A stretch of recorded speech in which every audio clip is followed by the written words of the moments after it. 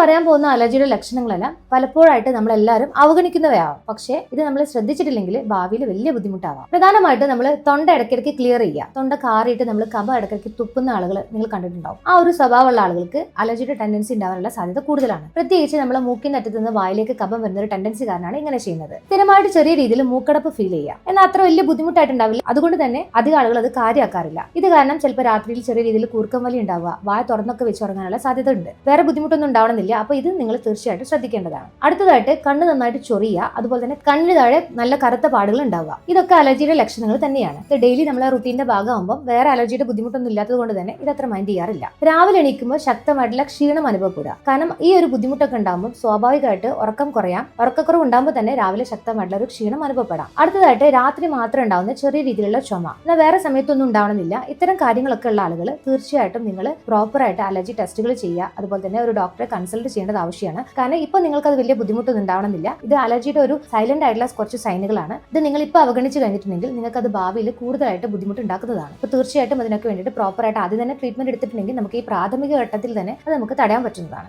നിങ്ങൾക്ക് ഇതിൽ ഏതാണുള്ളതെന്ന് താഴെ കമന്റ് ചെയ്യൂ.